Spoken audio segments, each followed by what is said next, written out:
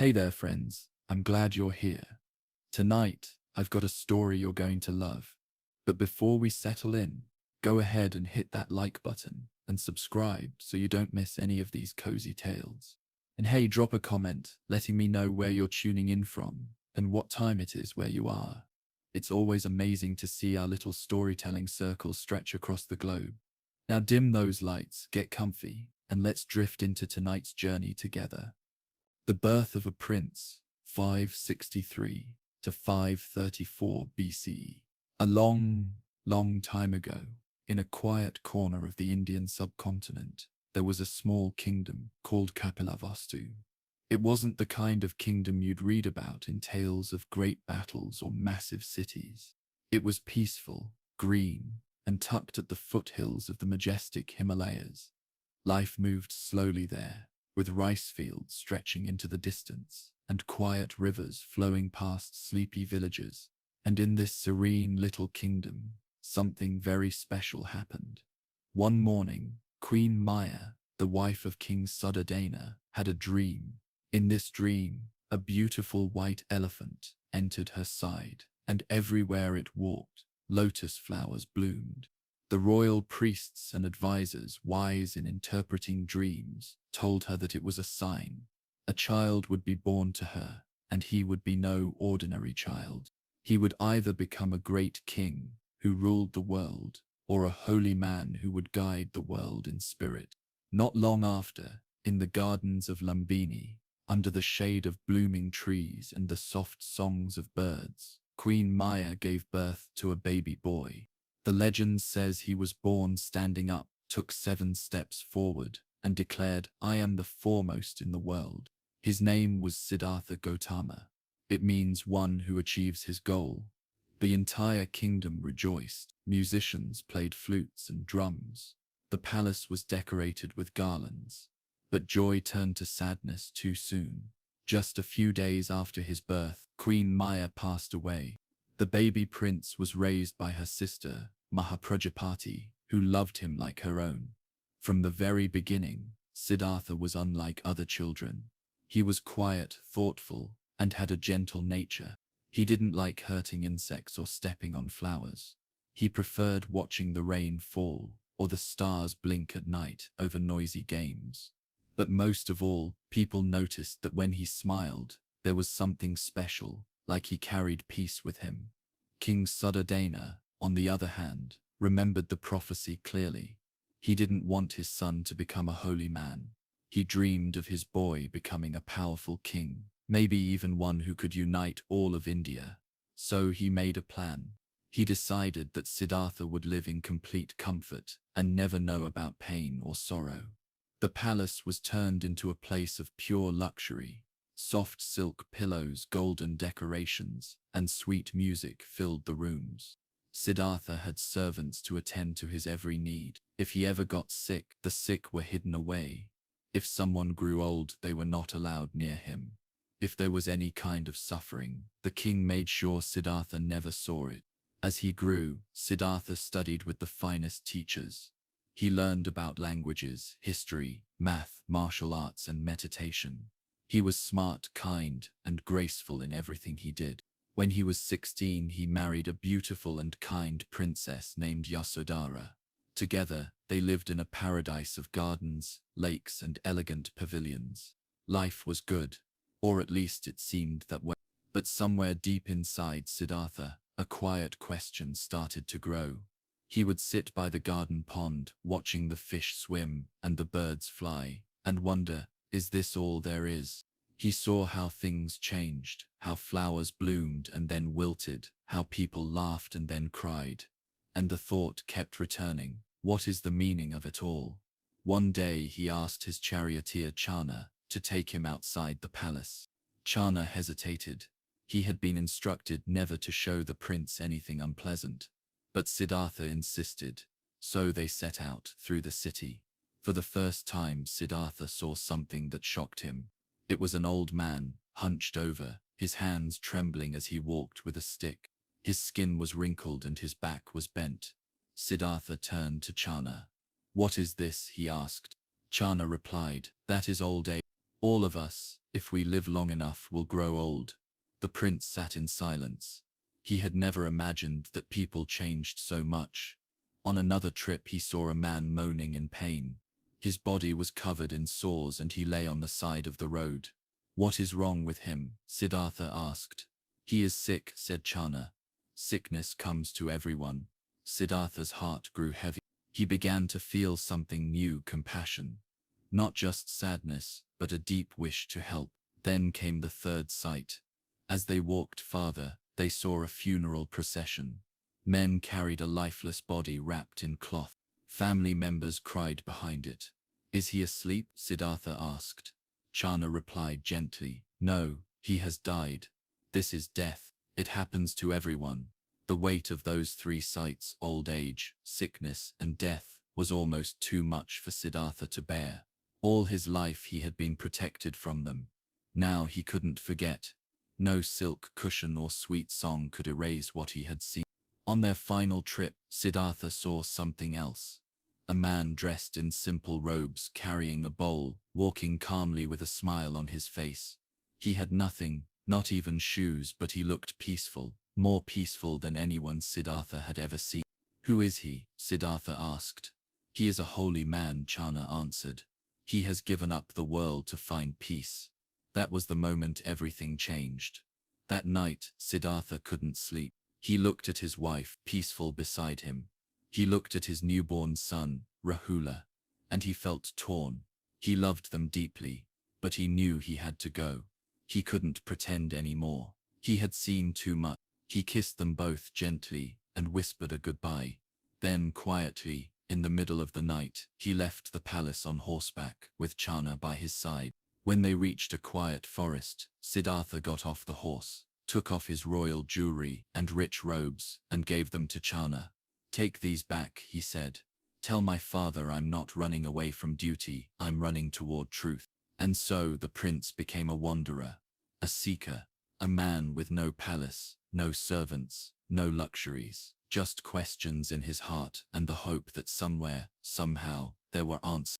At just 29 years old, Siddhartha Gautama walked away from everything he had ever known. The journey ahead would be long, filled with challenges, doubts, and deep reflection. But it was also the beginning of one of the most remarkable spiritual journeys in human history. And all of it began with a prince who simply wanted to understand why we suffer and whether there was a way to find peace. The Great Renunciation, 534 to 528 BCE.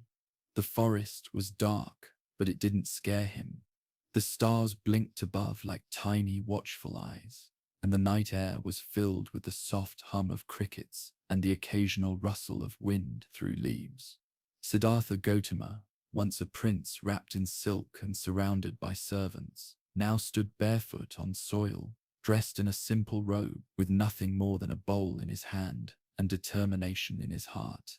He had walked away from a life people dreamed about, a palace with gold pillars, a wife who loved him, a newborn son, a throne waiting for him, all left behind with a single step into the unknown.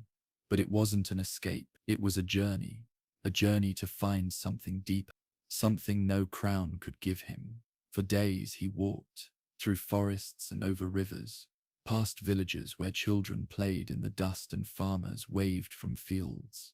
Sometimes people gave him food, and sometimes he went hungry, but he didn't complain. He knew that to find truth, he had to let go of comfort, let go of attachments. In those first weeks, Siddhartha met many holy men, called sannyasins, or ascetic. These were people who, like him, had left their homes to seek spiritual truth. They lived in caves, sat in silent meditation, and barely ate. Siddhartha listened to their teachings and observed their ways. Some believed in punishing the body, starving it, beating it, lying on nails as a way to free the soul. He thought, maybe that's the way. Maybe I must deny everything. Maybe if I suffer enough, the truth will come to me. So he tried. He found a quiet forest by the banks of the Naranjana River and settled there. With him were 5 other ascetics who admired his noble background and strong discipline. Together they practiced extreme self-denial. Days turned into months. Siddhartha ate only a few grains of rice a day, sometimes nothing at all. His body became thin, his ribs showed, his muscles wasted away, and his skin lost its glow. He could barely walk, his bones ached, but his mind still full of questions. He tried holding his breath for long periods. He meditated under the hot sun, refusing to move even as insects bit him. He practiced long silences, closed his eyes to the world, and plunged deep into himself. And yet, no enlightenment, just hunger, just pain. One evening, after nearly 6 years of this harsh lifestyle, Siddhartha sat quietly under a tree and thought to himself, this can't be the way. He was closer to death than to truth. His mind was foggy. His heart felt empty. Then he remembered something, a moment from childhood. He had been sitting under a rose apple tree, watching his father perform a ceremony. As he sat there, calm and peaceful, he had entered a state of deep concentration without even trying. It was gentle, natural, not forced, and in that moment he had felt content, not because of pain or luxury, but because of balance. That memory hit him like a gentle breeze. That was the path, not extreme suffering, not endless pleasure, but something in between, the middle way. The next morning, he walked slowly to the river, trembling from weakness. A kind village girl named Sujata saw him. She thought he was a forest spirit. Moved by compassion, she offered him a bowl of warm rice milk. His fingers shook as he held the bowl, and with the first sip, strength returned to his body. When his 5 ascetic companions saw him eat, they were shocked. He has given up, they said. He has returned to indulgence. Disappointed, they left him. But Siddhartha didn't mind. He knew they didn't understand. That evening, feeling calm and focused, he walked to a giant fig tree by the river. Its branches were wide and leafy, casting soft shadows on the earth. The breeze was gentle, and the ground was smooth. Siddhartha sat beneath it, legs crossed, back straight, eyes half closed. He made a vow. I will not rise from this spot, he whispered to himself, until I discover the truth. As night fell, the forest grew still. Stars appeared and the moon shone softly overhead. Siddhartha entered deep meditation. But the path to truth is never without challenge. The legends say that a powerful being, named Mara, the Lord of Illusion, saw Siddhartha's calm and grew afraid. If this man reached enlightenment, Mara would lose his hold over human suffering. So he tried to distract him. Mara sent visions. Beautiful women danced, trying to break his focus. Storms raged, terrifying demons screamed and twisted in the air. Arrows rained down like fire, but Siddhartha didn't move. With every temptation, he remained still.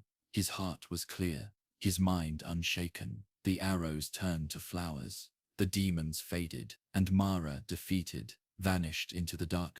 As the final hours of the night passed, Siddhartha's mind grew brighter. He began to see everything as it truly was. He remembered all his past lives, thousands of them. He saw the endless cycle of birth and rebirth, of suffering and desire. He understood the Four Noble Truths, that life involves suffering, that suffering comes from craving, that there is a way to end it, and that the path to peace is through right living, right thinking, and right awareness. He saw karma clearly. He saw that everything is connected, that nothing stays the same, that all things arise and pass away. As the first rays of dawn broke through the trees, touching the sky with orange and gold, something within Siddhartha lit up.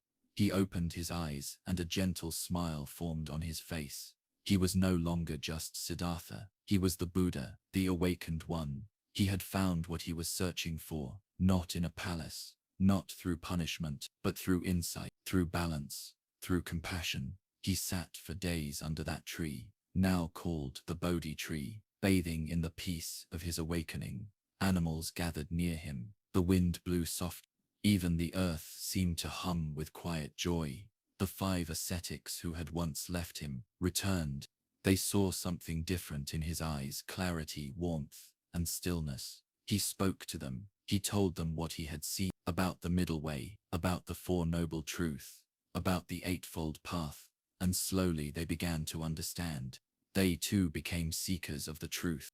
This was the beginning of the Sangha, the community of monks and nuns who would spread the Buddha's teachings far and wide. But for now the Buddha simply sat under the tree, watching the world with new eyes. Every leaf, every bird, every breeze held meaning. He no longer saw the world as a place of suffering, but as a path to peace. He had no palace, no title, no possessions, and yet he had everything he needed, because now he understood the truth, and the journey had only just begun. The first turning of the wheel, 528 to 520 BC. The morning sun was rising slowly, casting long shadows through the trees as it warmed the earth with its gentle glow. The Bodhi tree stood tall and calm behind him, its roots gripping the soil like ancient fingers. Siddhartha, now the Buddha, stood up after days of deep peace. He had finally found the answer, but the next question was stirring in his heart. What now? He didn't feel the rush to run through the cities, shouting about his awakening. The truth he had discovered was subtle, delicate even, like a flower that blooms only when the season is just right. He wondered if anyone could understand it. After all, the path wasn't easy. It wasn't about chanting spells or worshipping statues. It was about turning inward, about facing your own thoughts. As he sat under another tree, thinking this over, a being appeared. According to tradition, it was Brahma Sahampati, a heavenly figure who had been watching from afar. Brahma bowed low and said, "Please, teach. There are those in the world with only a little dust in their eyes. They will understand. They need you." The Buddha listened, and slowly his doubt faded. Yes, maybe not everyone would understand, but even if one person did, it would be worth it. The truth, once seen, could set hearts free. So he began to walk. His first destination was a deer park in a town called Sarnath, near the holy city of Varanasi. He knew that the 5 ascetics who had once practiced with him were there. They had left him when he took the rice milk from Sujata, thinking he had abandoned the path. But they didn't know what had happened under that fig tree. They didn't know he had become something entirely new. It was a hot, dusty afternoon when he arrived. The 5 ascetics saw him coming from a distance. At first they frowned and whispered among themselves. "Here he comes," one of them said, "the one who gave us. Don't show him respect." But as the Buddha got closer, something in his walk, in the calm of his face, in the gentleness of his eyes, made them pause. Before they knew it, they were standing, then bowing. Something had changed. They could feel it. He sat with them under the trees. The deer wandered close, curious and unafraid. The grass swayed gently, and for the very first time, the Buddha spoke as a teacher. He talked about the middle way, not a life of luxury, not a life of punishment, but balance. He explained the 4 noble truths, that life is filled with suffering, that suffering comes from desire, that suffering can end, and that there is a path to that end. He laid out the 8-fold path: right view, right thought, right speech, right action, right livelihood, right effort, right mindfulness, and right concentration. The 5 ascetics listened closely. At first, it was strange. This wasn't the path of fire and thorns they had been used to, but it made sense. Deep inside, it felt true, like something they had always known but couldn't explain. One by one they began to understand. Their questions melted away, and with that, they became the first monks, the first members of the Sangha, the community of the Buddha's followers. That moment was later called the first turning of the wheel of Dharma. Like a wheel beginning to roll, the teachings had started to move, and once they moved, they would never stop. News of the Buddha spread quietly, but steadily, not with trumpets or banners, but in whispers between travelers, in the stories of wandering monks, in the hearts of those who had seen his calm smile and heard his words. People came from nearby villages to hear him. Some were rich merchants in fine clothes. Others were poor farmers with tired hands. Some came out of curiosity, others out of pain, Many were searching for something they couldn't name, and what they found was a man who didn't ask them to worship. He didn't ask for gold or offerings. He simply asked them to look inside. He told them they didn't have to wait for heaven or fear punishment. Peace was possible right here, right now, in their own life. He spoke in the language of the people, Megadi, not the fancy Sanskrit of the priests. He used stories, parables, and examples they could relate to. He talked about farmers and kings, birds and rivers. His words were simple, but they carried deep meaning, and people listened. They sat for hours beneath trees, letting the wind cool their faces as his voice carried across the fields. The Buddha walked everywhere, barefoot with his bowl and robe under sun and rain. He had no palace, no horse, no guards. Yet kings bowed to him, scholars debated with him, and the poor welcomed him like a brother.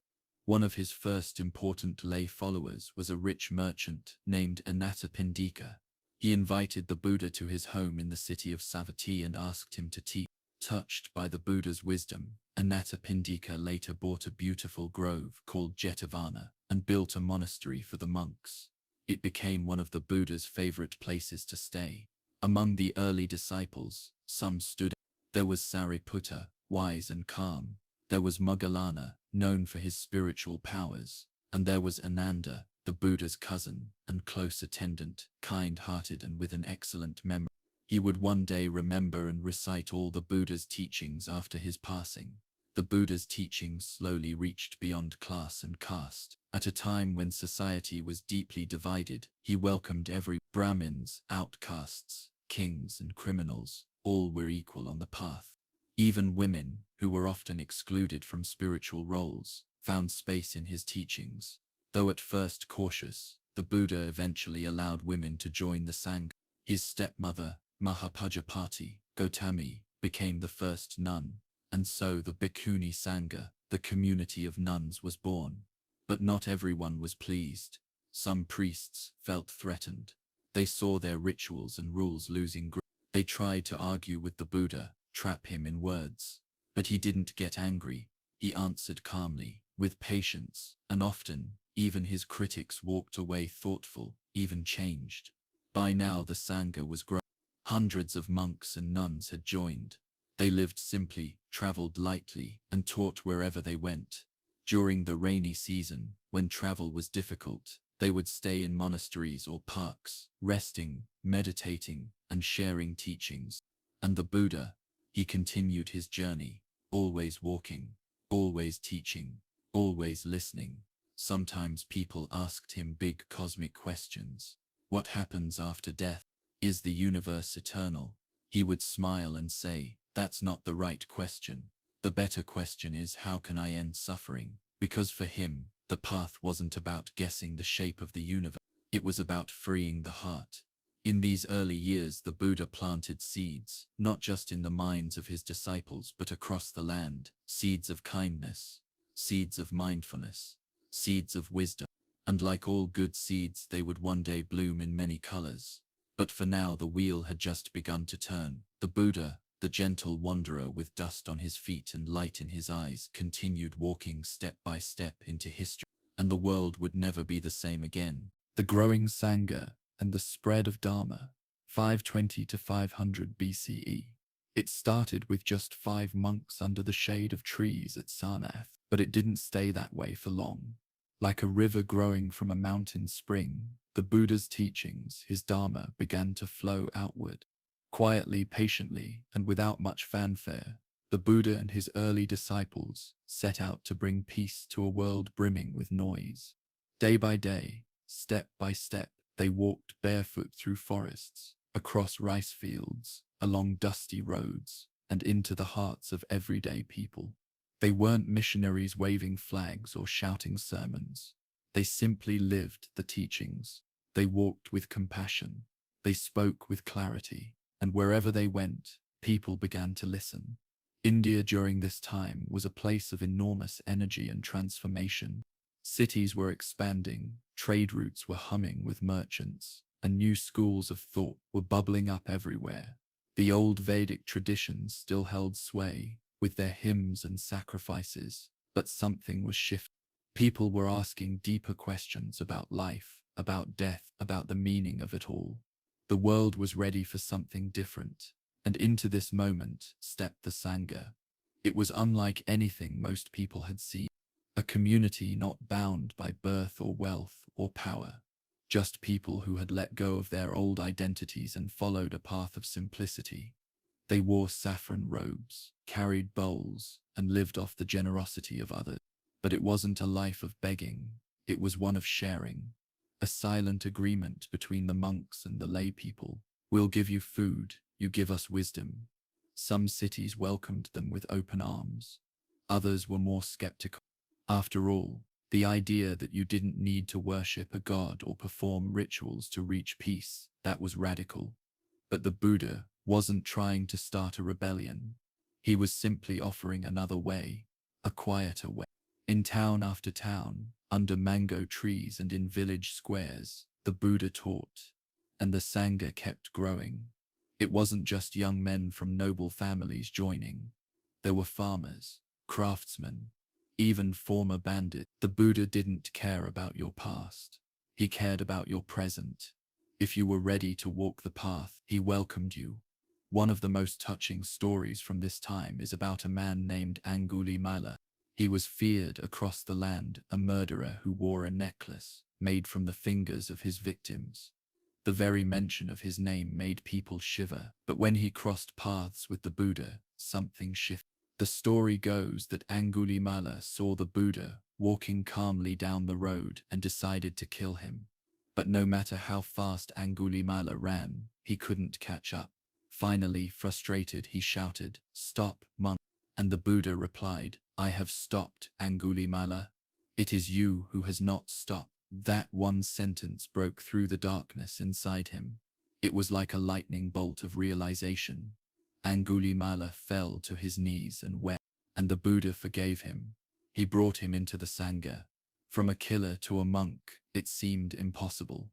But that was the power of the Dharma. The Sangha wasn't perfect. They weren't saints floating through the clouds. They argued. They got jealous. Some struggled to let go of old habits. But the Buddha didn't expect perfection. He expected honesty. And he taught them how to work with their minds, how to notice anger or pride and gently let it go. As the community expanded, so did the teachings. The Buddha wasn't rigid. He adapted to each person. With one person, he'd speak of compassion. With another, he'd talk about impermanence. Sometimes he told stories. Other times he just asked questions. He taught like a musician plays a song, different notes for different ears. During this time, many of the classic teachings we know today began to take form. The Jataka tales, stories of the Buddha's past lives, were shared to illustrate virtues like patience, generosity, and courage. Parables like the blind men and the elephant, or the raft across the river, were told and retold by disciples. The Buddha didn't write books. He spoke, and people listened. And those with good memories, especially his cousin Ananda, remembered every word. These teachings were passed down orally, repeated and refined, becoming the foundation for centuries to come. Lay people also played a huge role. While they didn't wear robes or meditate in forests, they supported the Sangha in countless ways. They gave food, built shelters, and hosted teachings. In return, they received guidance. The Buddha often reminded his monks to respect the lay community. Like two wings of a bird, he said, both the lay people and the Sangha are needed for the Dharma to fly. And then there were the women. At first, the idea of women joining the Sangha was controversial. Not because the Buddha didn't value them. He had deep respect for his stepmother Mahapajapati and many other wise women. But he worried about the societal reaction. Still, after persistent requests and support from Ananda, he allowed women to ordain. Thus the Bhikkhuni Sangha was formed. Women like Mahapajapati, Kama, and Upalavana became powerful teachers in their own right. With monks and nuns spreading across the Gangetic plain, the Dharma began to take root in every corner. From the forests of Rajagaha to the fields of Kozambi, people were speaking of the Four Noble Truths. Even kings began to take note. King Bimbisara of Magadha became an early supporter. He offered land, protection, and resources. His son, Ajatashatru, was a more complex figure, once even plotting against the Buddha, but in time, he too came to respect him. But perhaps one of the most generous supporters was the merchant Anathapindika. He bought a beautiful grove near Savatthi, called Jetavana, and built a grand monastery for the Buddha and his followers. It became a central hub for teaching. The Buddha spent many rainy seasons there sharing the Dharma with thousands. The Buddha's daily life during this time was remarkably simple. He rose before dawn, meditated quietly, and then went on alms round through nearby villages. He ate what was given: rice, lentils, sometimes just a handful of fruit. Afterward, he'd teach anyone who came to him.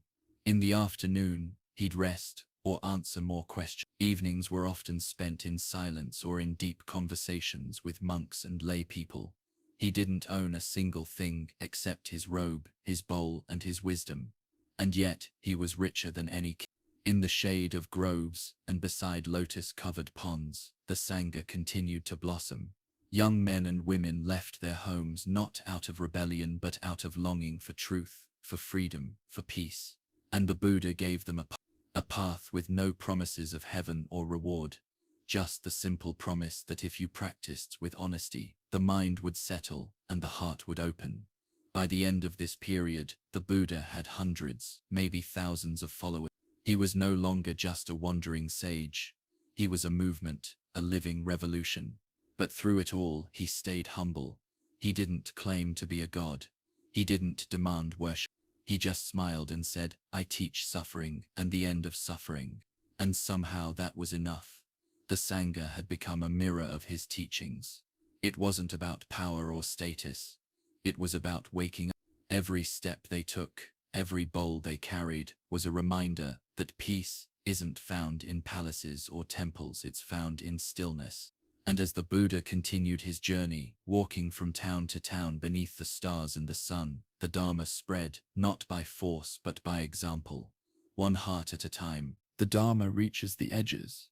500 to 480 BCE. By the time the Buddha was in his 50s, his name had quietly spread across the vast plains of northern India. No posters, no shouting preachers, no dramatic miracles to impress the crowds. Just the soft, consistent ripple of compassion, truth, and clarity moving through the land. From the kingdom of Magadha to the riverside towns near the Himalayas, people were talking. They were talking about the man who gave up his palace and offered something greater than gold. The Sangha, once just a small handful of monks sitting under a fig tree, had now become a widespread web of communities. There were monks and nuns traveling in every direction, west toward Mathura, east toward Anga, north toward the borders of Nepal, and south through the lands of Kosala. Each one carried nothing more than a bowl, a robe, and the words of their teacher. And yet, those words carried more power than armies. It wasn't about converting people. That was never the goal. It was about offering something real, something useful for the here and now. Not heaven, not punishment, not superstition, but a quiet path that anyone could walk if they chose to. One of the most remarkable things during this time was how adaptable the teachings were. The Buddha didn't deliver a rigid system. Instead, he offered a living, breathing approach to life. Whether he was speaking with a fisherman in a coastal village or a scholar in a royal court, he adjusted his words. He spoke their language, not just their spoken tongue, but the language of their hearts. In a busy market town, he might talk about how craving leads to suffering, using the example of a merchant always chasing higher profit. In a rural village, he might describe the impermanence of life by pointing to the changing seasons or the withering crops. In every corner of India, people recognized something deeply familiar in what he said. It wasn't foreign, it wasn't elite, it was human. As the Dharma spread, so did its presence in daily life. Lay people began to organize their homes to support wandering monks. Small huts and meditation shelters popped up on the edges of towns. Donors would gather before sunrise to cook rice and lentils, placing them into the bowls of monks with quiet reverence. In return, monks would offer short talks, gentle reminders, or simply sit in silence, embodying peace in a noisy world. One of the more profound shifts during this period was the way kings and nobles started to take notice. At first it was curiosity. Who was this teacher walking barefoot, yet gaining so much respect? Then it turned into respect. Many rulers realized that the Buddha wasn't a threat. He wasn't seeking land or power. He wasn't interested in building temples or collecting wealth. His presence calmed unrest. His followers didn't riot or rebel. They simply lived better. And so rulers like King Pasenadi of Kosala became patrons. Not in a boastful way, but genuinely moved by the teachings. Pasenadi often visited the Buddha for guidance, not as a king, but as a student.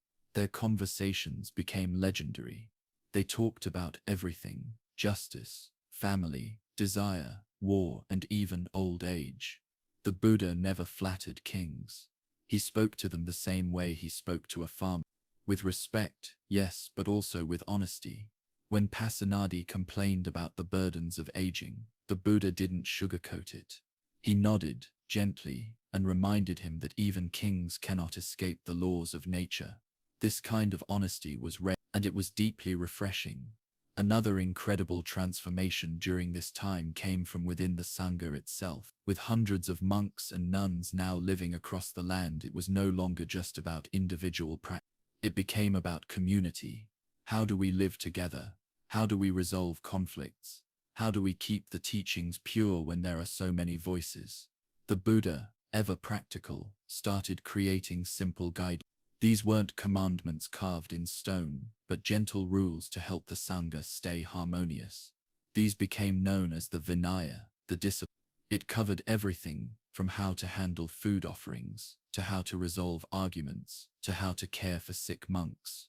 One rule came after a monk tried to store up food out of fear. Another rule emerged when a monk began gossiping too much. Each rule was a response, not a punishment. They were lessons. They were about learning from life itself. The Buddha didn't expect perfection. He expected awareness, and that made all the difference. As more people joined the Sangha, the Buddha became increasingly focused on ensuring that the Dharma would outlast him. He began selecting experienced monks and nuns to take on teaching roles. He encouraged debate and questioning. He never said, "Believe me because I said so." Instead, he often said, "Try it for yourself. Don't just take my word." This spirit of inquiry became one of the most enduring aspects of Buddhism. It wasn't blind faith, it was exploration, and that exploration was now stretching to the borders of the known world. In the north, monks were beginning to reach the foothills of the Himalayas, entering areas now part of modern-day Nepal and Bhutan. In the west, traders who had heard the teachings in cities like Mathura carried them into far-off lands. In the south, the fertile lands of the Ganges Delta were becoming home to new meditation centers. The Dharma was no longer just something that lived under trees or in bamboo huts. It was in poetry, in songs, in the everyday choices people made. A mother would remind her child to breathe calmly. A merchant might stop to reflect before cheating a customer. It was quiet, subtle, and deep. And yet, the Buddha remained the same. Amid all this growth, he still walked each morning he still slept under the stars or in simple shelters built by devotees. He still taught with the same soft voice, whether to a king or a carpenter. His health, though, was beginning to show signs of age. He had spent years walking hundreds of miles through all kinds of weather. His body ached more now. Sometimes he would pause mid-teaching to rest, but his eyes remained bright. His presence, steady. One of the most touching events during this time was the Buddha's return to his homeland Kapilavastu. Years had passed since he had left that palace as a young man. Now he returned not as a prince, but as a sage. His father, King Suddhodana, was still alive. At first, the reunion was quiet, a little stiff. But as the days passed, the king saw what his son had become. Not just a wise man, but a free man. A man unshaken by pride or fear. Many members of the royal family joined the Sangha, including his son, Rahula. The Buddha welcomed him not with grandeur, but with the same teachings he offered to all. He didn't make exceptions. Everyone walked the same path, one mindful step at a time.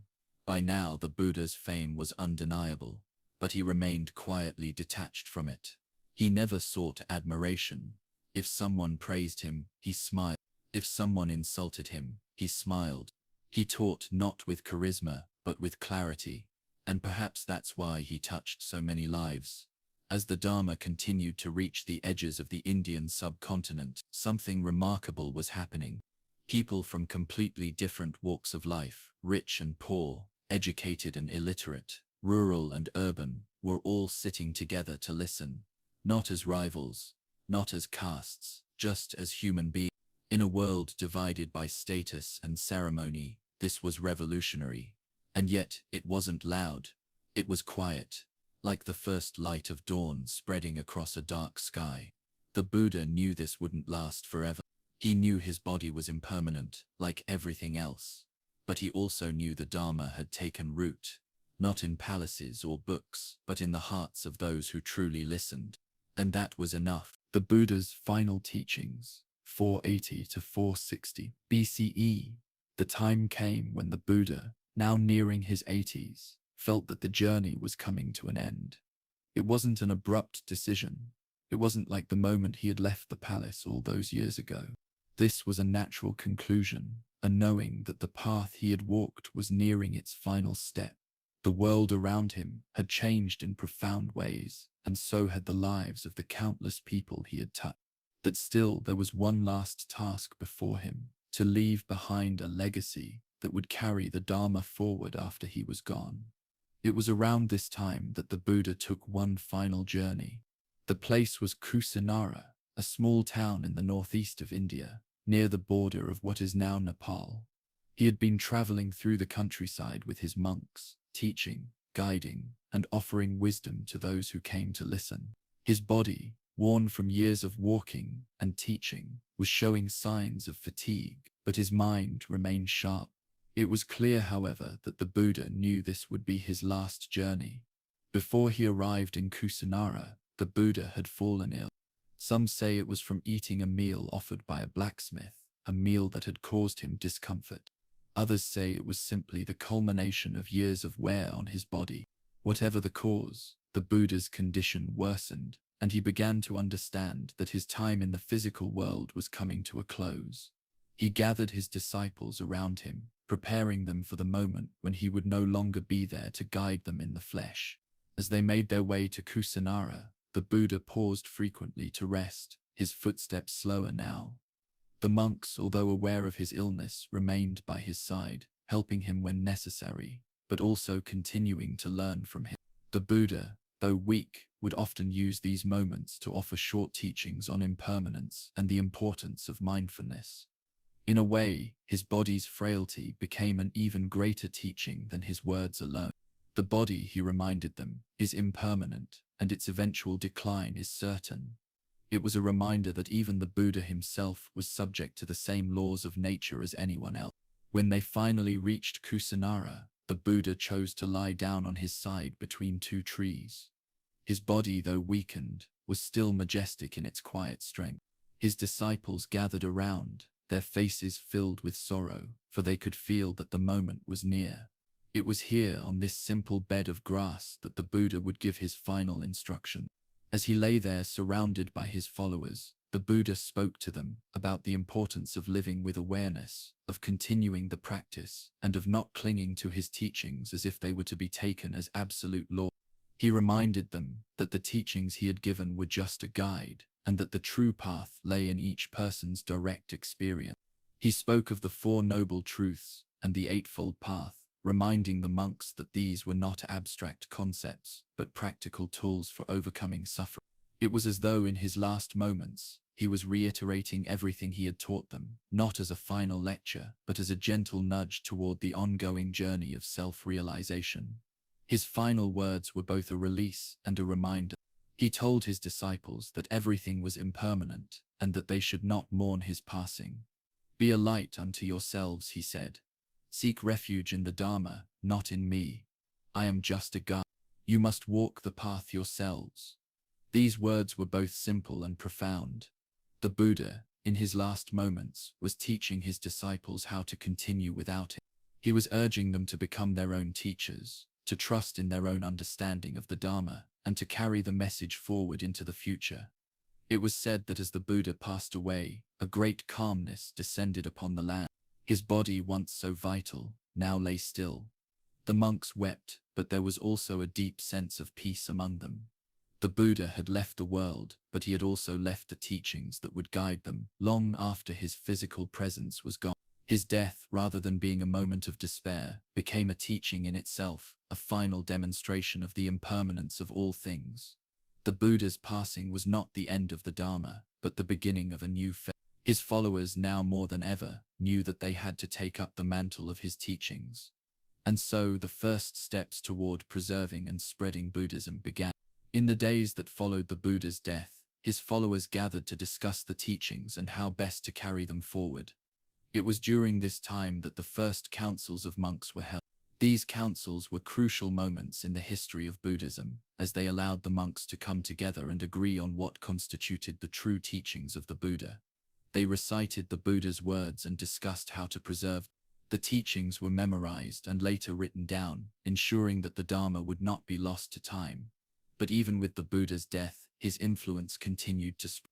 His disciples, filled with a renewed sense of purpose, traveled far and wide, carrying the teachings to new lands. The Dharma began to reach more people, from kings to commoners, from scholars to traders. It wasn't long before Buddhist communities were established in cities and towns across India and beyond. The Buddha had always emphasized the importance of compassion, wisdom, and mindfulness. His teachings were never meant to be dogmatic or rigid. They were meant to help people understand their own minds and hearts, to free them from suffering. And this is exactly what happened. The Buddha's passing, while sorrowful, became a turning point for Buddhism. It wasn't an end, but a beginning. The teachings lived on, not in the Buddha himself, but in the hearts and minds of his followers.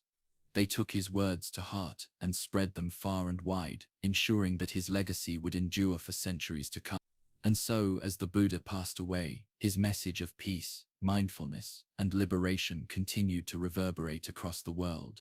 The Dharma, like a river that flows from one generation to the next, would continue to nourish and guide those who sought the path. In the years that followed, Buddhism would grow and evolve, adapting to new cultures and societies. It would find its way to distant lands, from Sri Lanka to Southeast Asia, from China to Japan. But no matter where it went, the core of the Buddha's teachings remained unchanged: the truth of impermanence, the nature of suffering, and the path to liberation. The Buddha had passed from this world, but his teachings would never die. They were not just words, but a living truth that continues to illuminate the hearts of all who seek it. And so the journey of the Dharma goes on, as timeless as the path the Buddha himself walked. The early spread of Buddhism, 460 BCA to 300 BCA. After the Buddha's passing, his teachings continued to echo across the land. Though his physical presence was no longer among his followers, his ideas, his profound insights into the nature of life, remained alive, vibrant, and essential. The monks and nuns who had sat at his feet, who had walked beside him in the forests and along the riverbanks, now found themselves at a crossroad. The Buddha had instructed them to continue on the path of the Dharma, to teach others, and to spread his teachings far and wide. Yet, without the Buddha himself to guide them, how could they preserve his message and ensure that it would not fade into obscurity? For the first time, the monastic communities faced the challenge of interpreting the Buddha's words and ensuring their accuracy. Over time, these teachings began to be compiled into what would later be known as the Tripitaka, or the Three Baskets. The first part contained the teachings, the sutras that the Buddha had delivered during his lifetime. The second part focused on the rules for monastic life, the Vinaya, which helped monks and nuns maintain discipline and live in accordance with the Dharma.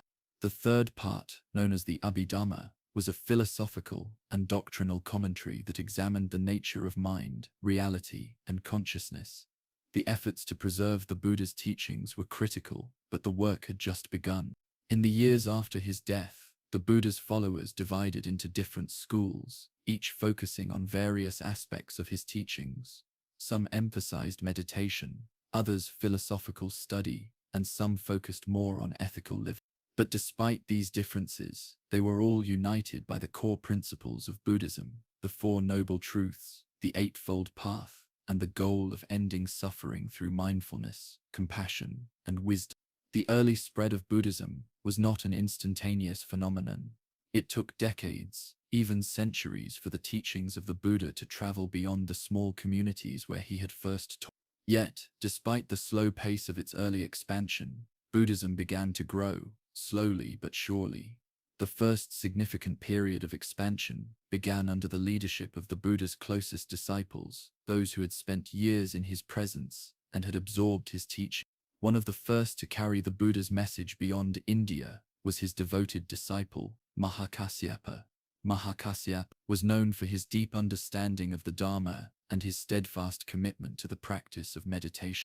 He had been with the Buddha through many pivotal moments and had witnessed the profound effect the Buddha's teachings had on people from all walks of life.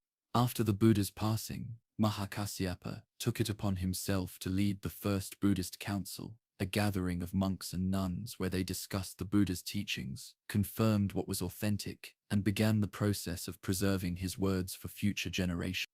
The council was held in Rajgir, a city in the northeastern part of India, and its goal was to codify the teachings and practices of the Buddha to make sure they were passed down without distortion. It was here that the oral tradition of Buddhism was solidified, with monks memorizing the teachings and ensuring they were recited accurately in the years to come.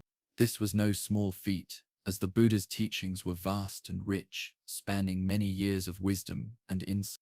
But Mahakasyapa's leadership was crucial, as it helped the early community of monks and nuns understand the importance of unity and clarity in spreading the Buddha's message. After the first council, the next step was to take the Buddha's teachings to other parts of India. While the core teachings of Buddhism were focused on the Four Noble Truths and the Eightfold Path, there was no one-size-fits-all way of approaching the practice. The Buddha had always emphasized that the path was individual and personal, and it was up to each person to find their way. But as the teachings spread, the different communities of monks began to interpret the Dharma in various ways, and over time, new schools of thought began to emerge. One of the most significant figures in the spread of Buddhism was Emperor Ashoka of the Maurya Empire. Ashoka, who ruled most of India during the 3rd century BCE, is often remembered as one of the greatest rulers in Indian history. But what makes Ashoka particularly significant in the history of Buddhism was his conversion to the Dharma after witnessing the horrors of war. Early in his reign, Ashoka had led military campaigns to expand his empire, and in one of these campaigns, he conquered the kingdom of Kalinga. The brutality of the war and the massive loss of life deeply affected him, and he became disillusioned with the violence and suffering he had caused. It was during this period of remorse that Ashoka turned to the Buddha's teachings, seeking a way to alleviate suffering and promote peace. Ashoka's conversion to Buddhism was a turning point in the history of the religion. He not only embraced the teachings of the Buddha, but also became a strong advocate for the Dharma. Under his rule, Buddhism gained state support, and Ashoka worked to spread its teachings far and wide. He sent missionaries to various parts of India, and even to far-off lands such as Sri Lanka, where Buddhism would take root and thrive. Ashoka's influence on the spread of Buddhism cannot be overstated. His support helped institutionalize Buddhism and gave it a level of legitimacy that it had not previously enjoyed. One of Ashoka's most notable contributions to the spread of Buddhism was the creation of the Ashokan Edict. These inscriptions, carved on pillars and stone tablets throughout India, were a way for Ashoka to spread Buddhist values across his empire. The edicts contained instructions on how to live a righteous life according to Buddhist principles, and they emphasized compassion, non-violence, and moral conduct. Some of these edicts also called for the protection of animals and the support of Buddhist monastic communities. Ashoka's embrace of Buddhism was not just a personal conversion, it was a public declaration that Buddhism was a path for the entire empire. With Ashoka's patronage, Buddhism began to flourish in India and beyond. As the centuries passed, the Dharma spread to other parts of Asia. In Sri Lanka, King Devanampiya Tissa accepted the teachings of the Buddha, which led to the establishment of a strong Buddhist presence on the island. In Central Asia, Buddhism began to spread along the Silk Road, reaching the distant lands of China, where it would eventually become a major force in the development of Chinese philosophy and culture. Over time, different forms of Buddhism began to emerge. These varied schools of thought were shaped by the cultural, social, and political environments in which they developed. In the centuries following Ashoka's reign, the religion would continue to evolve, taking on new forms in different parts of Asia. Some forms of Buddhism emphasized meditation, others focused on the study of scripture, and yet others developed intricate rituals and practices. Despite these differences, all the various schools of Buddhism shared the same core principles: the Four Noble Truths, the Eightfold Path, and the aspiration to end suffering and achieve enlightenment.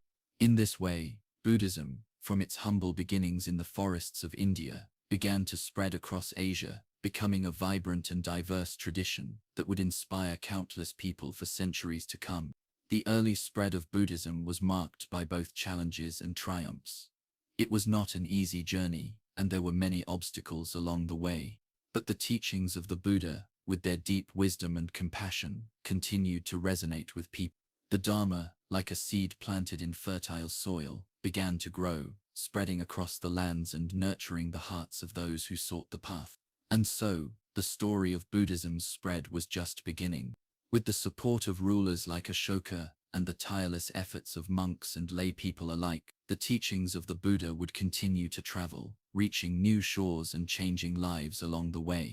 The early history of Buddhism is a testament to the power of a single idea to transform the world, to bring light where there was darkness, and to show that the path to peace, wisdom, and compassion is always within reach. Buddhism's journey beyond India, 300 BC to 100 CE.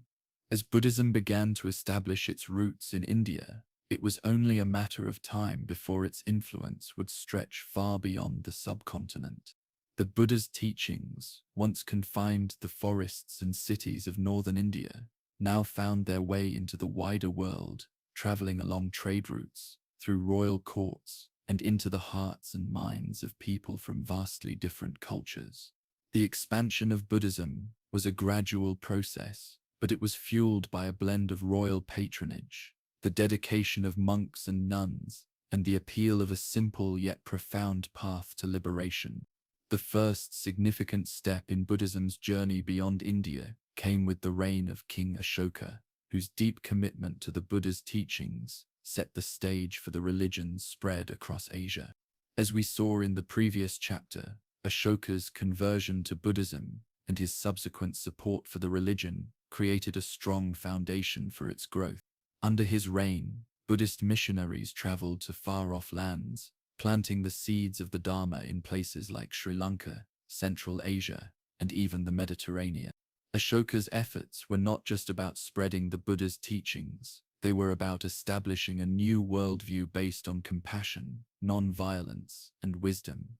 The success of Ashoka's campaign to spread Buddhism can be seen most clearly in the history of Sri Lanka. Sri Lanka, an island nation to the south of India, was among the first foreign lands to embrace Buddhism in a significant way. According to legend, Ashoka sent his own son Mahinda to Sri Lanka as a missionary, and it was through Mahinda's teachings that the Dharma began to take root in the fertile soil of the island. Mahinda, a monk well versed in the Buddha's teachings, arrived in Sri Lanka around 250 BC and was greeted by King Devanampiya Tissa, who had been intrigued by reports of the peaceful and transformative nature of Buddhism. Tissa, impressed by Mahinda's wisdom and compassion, accepted Buddhism as the state religion and began to promote it throughout the island. In the years that followed, Sri Lanka became a center for Buddhist learning and practice. The island's monastic communities, inspired by the teachings of Mahinda and his followers, established a strong and lasting tradition of Theravada Buddhism, which emphasized the original teachings of the Buddha as found in the Pali Canon. Theravada Buddhism, which remains the dominant form of Buddhism in Sri Lanka to this day, focused on the pursuit of individual enlightenment through meditation, ethical conduct, and the study of the scriptures. The Sri Lankan royal family also became devoted patrons of Buddhism, commissioning the construction of stupas and monasteries, and supporting the education of monks and scholars. Meanwhile, the spread of Buddhism continued to gain momentum in other parts of Asia. From Sri Lanka, Buddhism began to make its way into Southeast Asia, reaching Burma, modern-day Myanmar, Thailand, Laos, and Cambodia. In these regions, Buddhism adapted to local customs and beliefs, taking on distinct characteristics that reflected the unique cultural landscapes of each place. The monastic tradition in Southeast Asia was strongly influenced by the Theravada school of Buddhism, which emphasized the study of the Pali Canon and the cultivation of a disciplined, meditative life. Monks and nuns in these countries dedicated themselves to the pursuit of nirvana, and the teachings of the Buddha were passed down from generation to generation, embedded in the fabric of society. As Buddhism expanded, it began to encounter new challenges. Different cultures had their own religious and philosophical traditions, and Buddhism had to find ways to engage with these existing beliefs while still remaining true to the core principles of the Buddha's teachings. In Central Asia, for example, Buddhism faced competition from the Zoroastrian and Persian religious traditions, which had long been established in the region. Despite these challenges, Buddhism managed to find a foothold along the Silk Road, a vast network of trade routes that connected India, China, Persia, and the Mediterranean world. Through the Silk Road, Buddhist monks traveled to distant lands, carrying with them the teachings of the Buddha and spreading them to new cultures and civilizations. In the centuries that followed, Buddhism became a significant cultural and spiritual force in Central Asia. The first major success of Buddhism in the region came with the establishment of the Kushan Empire, which stretched across parts of modern-day Afghanistan, Pakistan, and northern India. The Kushan rulers, particularly King Kanishka, were great patrons of Buddhism and helped to foster its growth in their empire. Under Kanishka's reign, Buddhism flourished, and it was during this time that the Mahayana school of Buddhism began to emerge. Mahayana Buddhism, which would become one of the most important branches of Buddhism in East Asia, introduced new ideas about the nature of the Buddha and the path to enlightenment. While the earlier Theravada tradition had focused on the ideal of the Arhat, or the enlightened monk who had reached nirvana, Mahayana Buddhism introduced the concept of the Bodhisattva, an enlightened being who chooses to remain in the world in order to help others attain liberation. This idea of compassion and selflessness became a central tenet of Mahayana Buddhism and would shape the development of Buddhist thought for centuries to come. Mahayana Buddhism also introduced new texts, known as the Mahayana Sutras, which presented teachings on the nature of emptiness, the interconnectedness of all beings, and the possibility of enlightenment for all people, not just monks.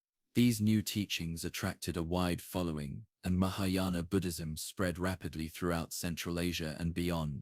The idea of the Bodhisattva in particular resonated with many people, as it emphasized the potential for all beings, regardless of their social status or background, to attain enlightenment and help others along the way.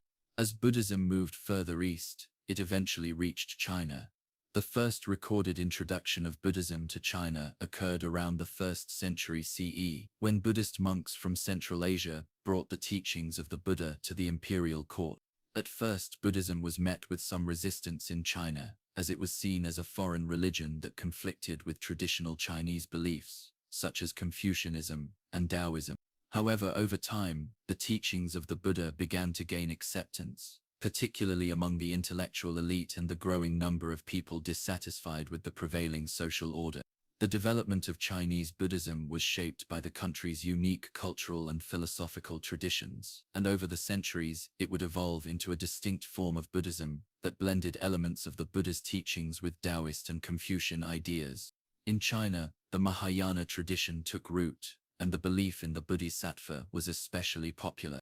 The compassionate ideal of the Bodhisattva resonated deeply with the Chinese people, and the idea that one could attain enlightenment for the benefit of all beings became central to Chinese Buddhist practice. The spread of Buddhism in China led to the establishment of many monasteries and the translation of Buddhist texts into Chinese, making the teachings of the Buddha more accessible to the general population. Over time, Buddhism would become one of the most influential religious and philosophical systems in China, shaping everything from art and literature to politics and social life. As Buddhism continued to spread across Asia, it evolved and adapted in different ways, reflecting the diverse cultures and peoples it encountered. It became a living, breathing tradition, shaped by the experiences and needs of those who followed it. From the royal courts of India and Sri Lanka to the monastic communities of Central Asia and China, Buddhism found a way to connect with people, offering a path of wisdom, compassion, and liberation. The spread of Buddhism during this period was not just a religious expansion, it was a cultural and spiritual revolution that brought people together across vast distances. Whether it was the monastic communities of Southeast Asia, the royal courts of Central Asia, or the scholars of China, Buddhism had something to offer everyone. It was a path that transcended borders, languages, and cultures, offering a common ground for people seeking to understand the nature of suffering and the way to end it. And so, Buddhism continued its journey across Asia, transforming lives and societies along the way. In the coming centuries, the Dharma would spread even further, reaching places as distant as Korea, Japan, and Tibet. But the journey was far from over, and the teachings of the Buddha, like the river flowing to the sea, would continue to spread and evolve, bringing light to the darkest corners of the world. The mountain paths, Buddhism, in Korea, Japan, and Tibet. The story of Buddhism doesn't stop with India, China, or the ancient Silk Road caravans. After finding its voice in the dusty plains of northern India and echoing across the hills of China, it kept going. Like water, it flowed east and upward into the Korean peninsula, the islands of Japan, and the high, mystical peaks of Tibet. Each place added its own flavor, its own heartbeat to the teachings of the Buddha. And just like that, Buddhism became not just a religion, but a collection of spiritual colors brushed across a whole continent. Let's begin with Korea. Back in the early centuries of the first millennium CE, Korea wasn't one single country. It was divided into three main kingdoms: Goguryeo in the north, Baekje in the southwest, and Silla in the southeast. These three kingdoms were like sibling rivals, constantly watching each other and at times fighting. But when it came to Buddhism, they were united in curiosity. Buddhism arrived in Korea around the 4th century CE, first reaching Goguryeo. It likely came from China, riding along with envoys, traders, and monks who traveled between kingdoms. One story tells us that in 3072 CE, the king of Goguryeo officially accepted Buddhism when a Chinese monk named Sundo brought scriptures and statues to the court. The king, intrigued and inspired, allowed temples to be built, and just like that, the flame was lit. Soon after, Baekje followed suit. Around 3084 CE, another monk from India, named Marananta, traveled through China and made his way to Baekje. He shared the teachings of the Buddha, and the king welcomed him warmly.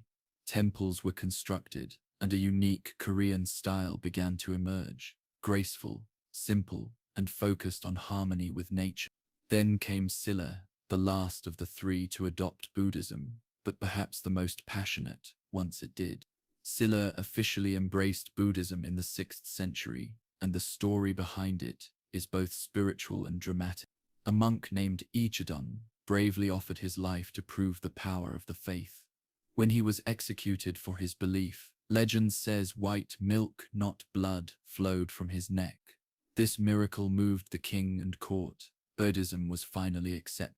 In Korea, Buddhism was more than a religion. It was a cultural revolution. Temples were carved into cliffs. Stone Buddhas sat serenely in mountain grottos. Art, poetry, and even politics started to carry a Buddhist rhythm. Over time, Korean monks began to travel abroad, especially to China, to study with the great Chan, Zen masters. When they returned, they brought back new insights and helped develop the Seon school, Korea's own branch of Zen. Now, while Korea was deepening its Buddhist roots, another land across the sea was just beginning to hear whispers of the Dharma. Japan, a set of islands floating east of the Asian continent, had its own spiritual traditions, mainly Shinto, a belief system tied to nature and spirit. But by the 6th century, Buddhism began to knock at Japan's door. The story goes that around 5052 CE, a Korean king from Baekje sent a gift to the Japanese court. It wasn't just a diplomatic token, it was a golden statue of the Buddha, some scriptures, and a few monks who could explain it all. The Japanese court was divided. Some nobles were fascinated and open. Others felt uneasy, fearing that these foreign beliefs might disturb the harmony with the native kami, the spirits of Shinto. But curiosity has a way of winning. Over the next century, Buddhism started to grow in Japan. Temples popped up in cities and countryside alike. The nobility began studying the teachings and sponsoring grand projects. One of the biggest turning points came with Prince Shotoku in the early 7th century. He was a statesman, a philosopher, and a deep admirer of Buddhism. Under his guidance, Japan embraced Buddhist thought in law, education, and art. He even wrote a constitution inspired by Buddhist values. Japanese Buddhism took many forms. At first, it leaned heavily on what came from Korea and China, especially the Chinese schools like Tiantai and Hui. Over time, though, Japan began to shape its own versions. Schools like Tiantai and Shinto emerged, focusing on rituals, chanting, and complex philosophy. Then, centuries later, Zen arrived and transformed the Japanese spirit, with its emphasis on meditation and simplicity. Temples like Todaiji, with its massive bronze Buddha, and Kiyomizu-dera, perched on wooden stilts above Kyoto, became sacred landmarks. Buddhism seeped into Japanese art, literature, theater, and even the tea ceremony. It became a part of daily life, whether you were a noble in the palace or a farmer in the field. Now let's shift the story one more time to the rooftop of the world, Tibet, a land of mountains, yaks, prayer flags, and snow.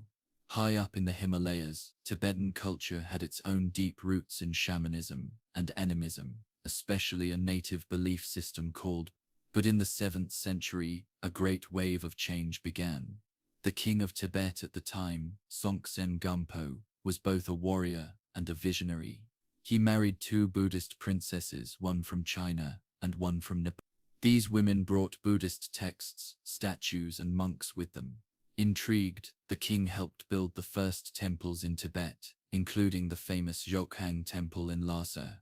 But Buddhism's real blossoming in Tibet came later, during the 8th century. A powerful king named Trisong Detsen wanted to make Buddhism the spiritual heart of Tibet, so he invited great Indian masters to his kingdom. Among them was Padmasambhava, also known as Guru Rinpoche. He was no ordinary monk. He was a mystic, a magician, and a teacher who could tame spirits and mountains alike. Padmasambhava played a key role in adapting Buddhism to Tibetan soil. He didn't erase the native Bun belief. Instead, he wove them into a new form of Buddhism, one rich in ritual, chanting, and symbolism. This became Tibetan Buddhism, also known as Vajrayana, or the Diamond Vehicle. Vajrayana is a powerful and intricate branch of Buddhism. It includes secret teachings, mantras, and visualizations that aim to transform the mind swiftly.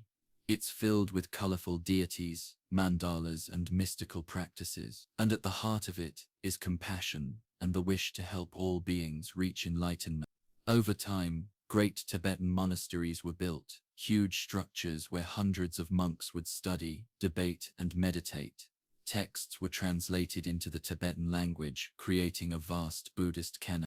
Monks became not only spiritual guides, but also scholars and scientists. They studied everything from philosophy to astronomy. Perhaps the most well-known figure from Tibetan Buddhism is the Dalai Lama. The title means ocean of wisdom, and it's given to a spiritual leader, believed to be the reincarnation of a long line of teachers. The first Dalai Lama appeared in the 15th century, and each new one is recognized as the rebirth of the last. Today, the 14th Dalai Lama is a global figure of peace and compassion. So in this chapter of the story, we've seen how Buddhism made its way into Korea, Japan, and Tibet.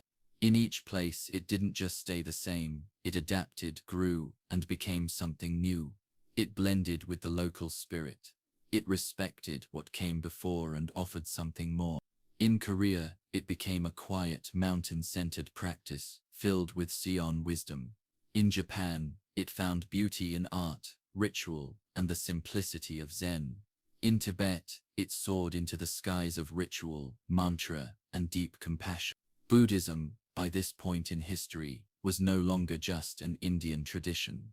It was a truly pan-Asian path, a spiritual traveler that had crossed borders, climbed mountains, sailed seas, and entered hearts. And still, it was only beginning.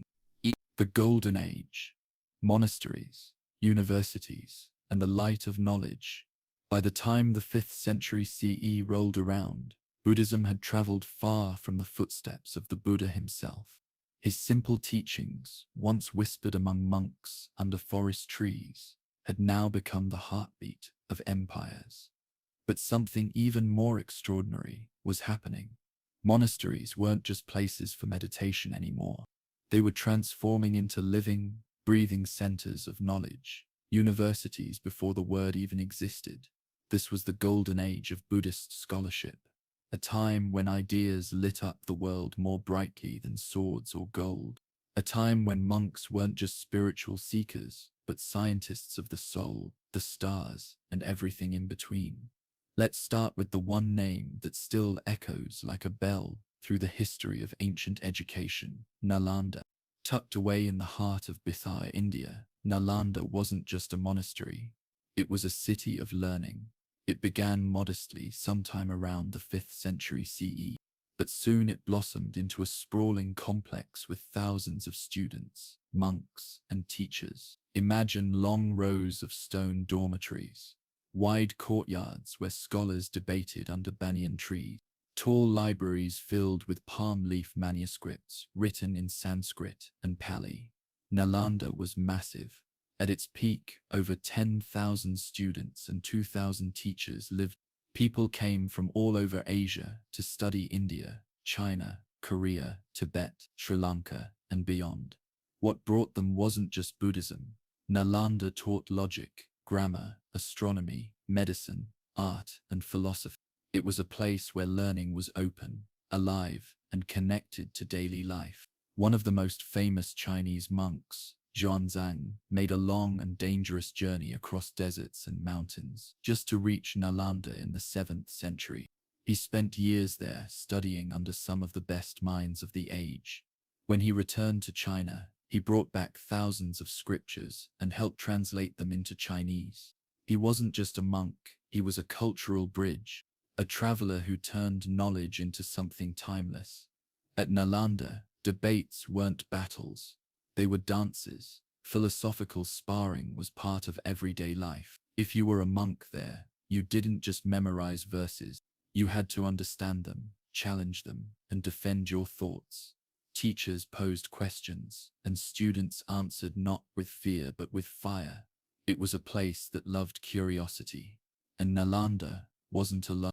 Other great centers rose up, forming a network of learning across the subcontinent. Vikramashila, Odantapuri, Somapura, and Jagadala, each one added its own flavor. Together, they became the lighthouses of Buddhist wisdom.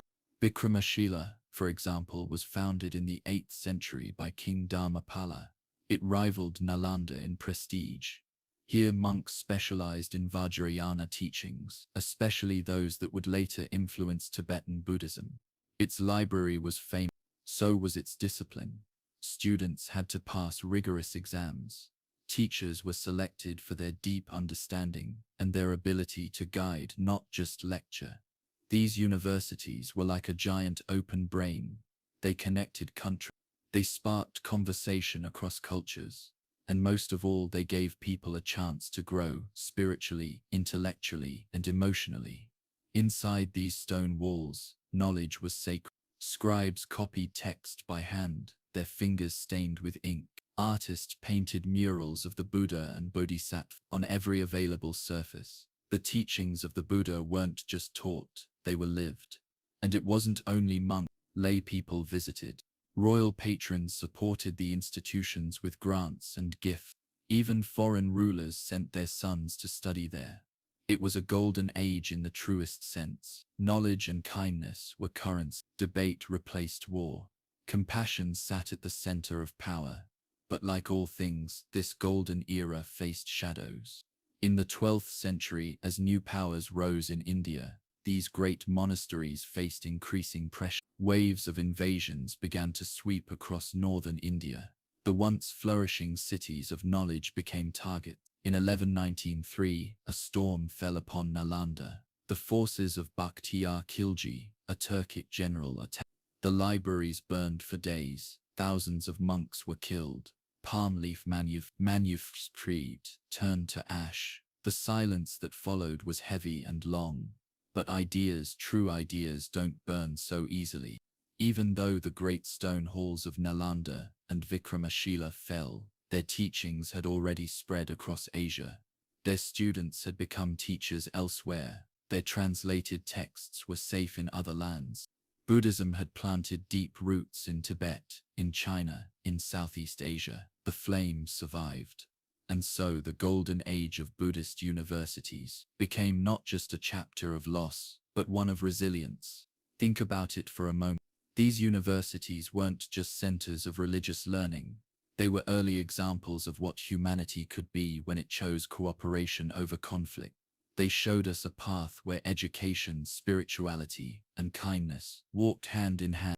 They influenced not just religion but art, medicine, law, and ethics. They built a model of society that valued the inner world as much as the outer one. Even today, efforts are being made to revive Nalanda. A new international university has been set up near the original site. Scholars from all over the world gather once more to study, share, and learn. It's a quiet tribute to what once was and what still can be. So if you ever find yourself wondering what a truly enlightened society might look like, look back at these places. Think of stone libraries echoing with laughter. Think of monks arguing passionately over the meaning of a single verse. Think of students walking for weeks just to sit in a classroom made of earth and hope. That was the golden age of Buddhism. It wasn't about gold. It was about light. And it still shines. The eternal Dharma and the path forward. As the Buddha continued his teachings, the atmosphere was charged with a sense of awe. The air felt thick with the weight of his words, and the minds of those gathered began to open, absorbing the profound wisdom he imparted. The final chapter of the Lotus Sutra was now unfolding before them, and it carried with it the essence of everything the Buddha had taught up to that point. It was a moment of clarity, a culminating point where the teachings came full circle. At the heart of this chapter, the Buddha revealed a deep truth about the nature of his teachings, their timeless, unchanging quality. He spoke of the Dharma as an eternal force that transcends time and space, a universal truth that is always present, waiting to be discovered. The Dharma, he explained, is not something that exists only in the past or future, but something that is constantly unfolding in the present moment. It is a living, breathing truth, and it is available to all who seek it. The Buddha's words echoed in the hearts of those present. It was a call to awaken, to recognize the profound potential that lay within each individual. For many, this was a revelation.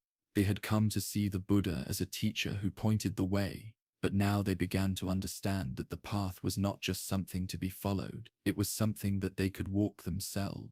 The teachings were not merely instructions, they were a mirror, reflecting the Buddha's wisdom that already existed within each person. But the Buddha also spoke of the challenges that lay ahead. The path to enlightenment is not a simple one. It requires dedication, perseverance, and a deep commitment to the truth. The Buddha made it clear that the path would not be easy. There would be moments of doubt, struggle, and confusion. But even in the face of these challenges, he assured his followers that the Dharma was a light that could guide them through the dark. It was not about avoiding difficulty, but about embracing it, transforming it into an opportunity for growth. One of the most important teachings in this final chapter was the concept of the one vehicle. The Buddha explained that all the various teachings he had shared throughout his life were not separate paths, but different aspects of the same road to enlightenment. Whether one was a monk or a layperson, whether one practiced the profound meditations or the simple acts of kindness, they were all walking the same path. The Buddha had used different methods to reach different kinds of people, but they all led to the same ultimate goal, the realization of Buddhahood. This idea of the one vehicle was revolutionary. It broke down the barriers between different practices and philosophies, uniting all beings in their shared potential to attain enlightenment. The Buddha was not just a teacher for a select few but a guide for all sentient beings, regardless of their background or circumstances. The path he offered was not exclusive but inclusive, open to everyone who was willing to embark upon it. As he spoke, the Buddha's words seemed to flow effortlessly, yet they were deeply profound. He spoke of the immense power of faith and the importance of trusting in the Dharma. Faith was not a blind belief, but a deep, unwavering conviction that the teachings were true. It was a faith that arose from direct experience, from the realization that the path to enlightenment was not an abstract concept, but a tangible reality that could be lived. At this point, the Buddha turned to his disciples, his voice filled with compassion and encouragement. He reminded them that they were not alone on this journey. While the path might seem daunting, they had the support of one another and the teachings to guide them. The Buddha had always emphasized the importance of the community, the Sangha, and in this final chapter, he reiterated that the support of others was essential to the practice. The Sangha was not just a group of followers but a source of strength and inspiration, a reminder that the journey was one of interdependence, not isolation. As the Buddha's voice grew softer, he began to speak of the future. He spoke of the time when he would no longer be physically present in the world, but how his teachings would continue to spread. He emphasized that the Dharma was not dependent on his physical form. It was something that transcended the limitations of time and space. The teachings would continue to live on, passed down through generations to those who were ready to hear them. In this way, the Buddha's presence was not a temporary one but an eternal one, accessible to all who sought the truth. As the chapter neared its end, the Buddha spoke of the great merit of those who would hear and uphold the Lotus Sutra. He described the immeasurable benefits that would accrue to those who practiced its teachings, from attaining wisdom to developing compassion for all beings. The Buddha assured his followers that by embracing the sutra, they would find the path to ultimate liberation and peace. It was a path that led to the realization of the highest potential, Buddhahood itself. The assembly listened in rapt attention as the Buddha concluded his teachings. His words were like a beacon, shining brightly in the darkness, guiding all who were willing to follow.